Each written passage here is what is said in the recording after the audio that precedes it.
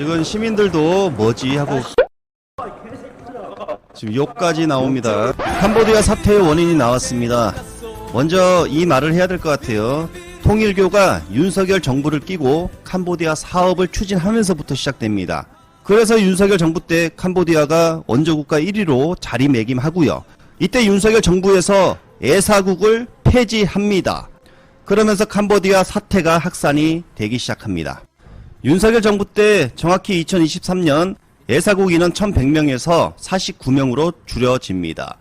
결국 경찰 애사국이 사라지면서 국제공조 업무 등이 거의 마비가 된 상황에 이른 것이죠. 애사국이 폐지되자 캄보디아 사태가 그래서 급증할 수밖에 없는 상황에 놓인 것이죠. 민주당 의원의 말을 들어보면 애사국 폐지로 국제범죄 수사가 단절됐고 해외범죄 공조 체계가 약화됐으며 결국 해외 국민 보호 기능이 퇴보했다. 그래서 이번 캄보디아 사건이 만들어진 것이다. 용해인 의원 역시 윤석열이 망가뜨린 재국민 보호 능력을 복원해야 한다라고 주장했습니다. 자, MBC 단독에 나왔는데 심지어 캄보디아에서 국민 죽어나갈 때 대규모 원조 관련 문서도 없었다고 합니다.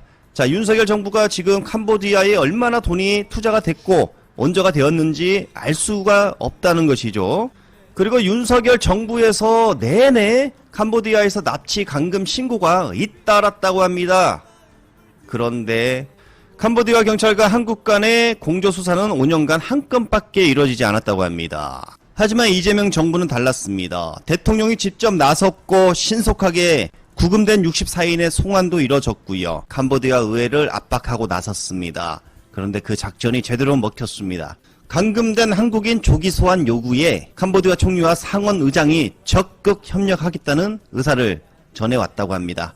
여기서 끝나지 않았습니다. 캄보디아 범죄 조직 소탕을 위해 한국과 캄보디아가 손을 잡고 협력해 나가겠다라는 입장도 보였다고 합니다.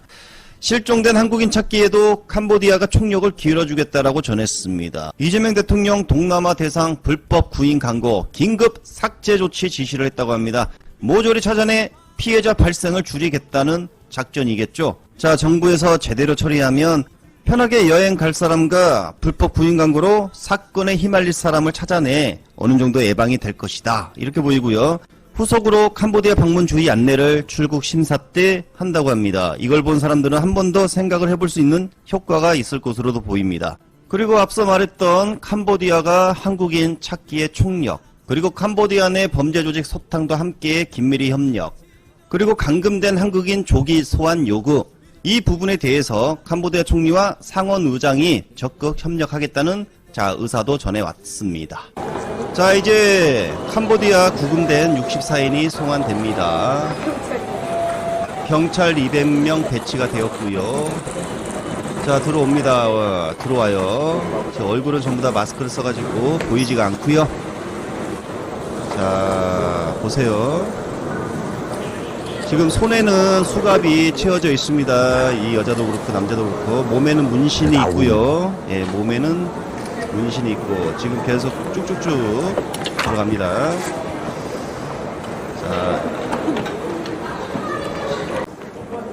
자, 지금 취재진이 많이 왔죠.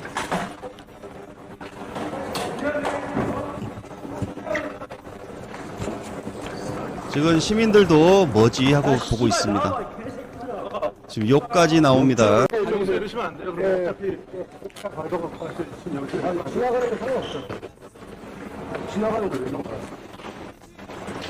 공무집행 이런 거잖아. 치룡이 저기 있다고 하는데. 여보세요.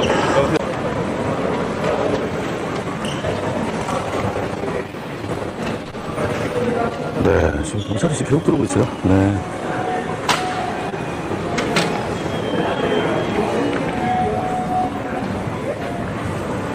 관세 협상을 마무리 짓기 위해 미국에 체류 중인 우리 대표단이 소식을 전해왔습니다. 어제 트럼프가 3,500억 불 전액 선불로 보내라 라고 재차 강조했죠.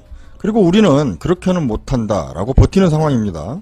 이 부분에 대해 미국의 재무부 장관 베센트는 한국의 입장을 이해한다며 10일 안에 협상이 잘 마무리가 될 거라고 했는데 과연 트럼프가 사인을 할지는 자신도 모르겠다라며 말을 흐렸습니다.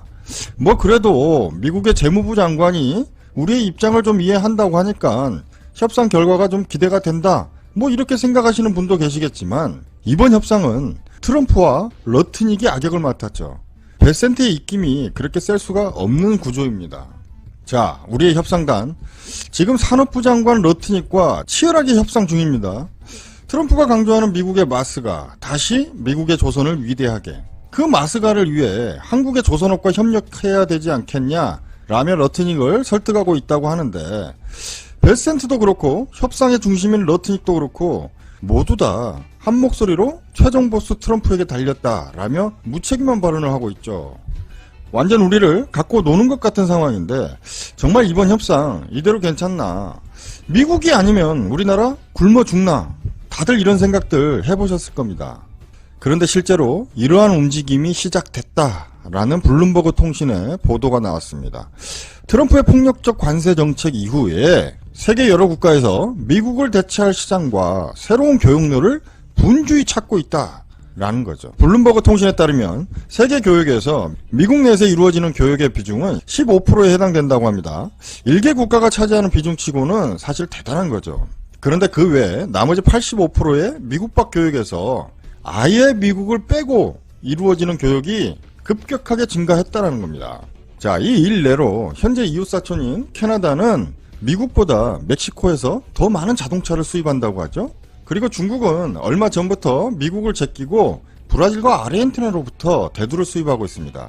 그리고 오랜 앙숙이었던 인도와 이번 기회에 직항 노선을 다시 열고 히토류 거래도 재개했죠. 이런 대국들뿐만이 아니라 뉴질랜드, 싱가포르, 스위스와 아랍에미리트를 포함한 14개국이 경제연합을 결성하는가 하면 이 외에도 최근 들어 속도를 내고 있는 EU와 호주, 인도네시아 등과의 무역협정도 이런 움직임의 일환으로 보고 있는데, 문제는 과연 미국을 제낀 상태에서 이루어지는 교역이 성공할 수 있겠냐라는 거죠. 자, 이런 미국 밖의 움직임이 실효성을 거둘 걸로 기대가 되는 건 일단 미국과 트럼프를 향한 비판의 목소리가 매우 높다라는 겁니다. 어떻게든 미국과 맞서 이기려고 하는 의지가 높다라는 거죠. 의지가 있다라는 건 어느 정도 서로 양보하고 희생하겠다라는 게 전제가 된 겁니다. 이러면 성공 못할 이유가 없겠죠.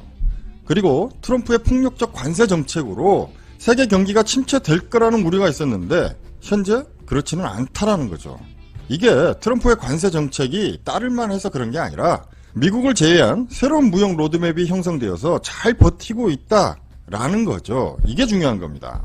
지금은 이 로드맵이 정착된 게 아니라 초기이기에 장담할 수는 없지만 결국 글로벌 교역이라는 게 트럼프 일방의 무리함보다는 공평함의 순리를 찾아 가게 되어 있다는 거죠. 자, 트럼프가 제일 걱정하는 게 뭐겠습니까? 미국 시민들의 원성이죠. 그 원성은 경기 침체로 인해 높아지는 겁니다. 결국 트럼프는 미국의 주가 하락, 시장 하락 이걸 놓고 매일 노심초사하고 있는 거죠. 요 며칠 미국 주식시장에 찬바람이 나기 시작했는데 이러한 침체가 장기간이 된다라고 하면 트럼프는 궁지에 몰리는 겁니다. 고립되는 거죠. 미국을 제외한 85%의 글로벌 교역이 문제없이 잘 돌아가면 돌아갈수록 트럼프는 고립되는 겁니다. 트럼프가 러시아를 상대로는 종전선언을 이끌어내겠다라며 푸틴을 만나러 간다 뭐 이렇게 얘기를 하죠.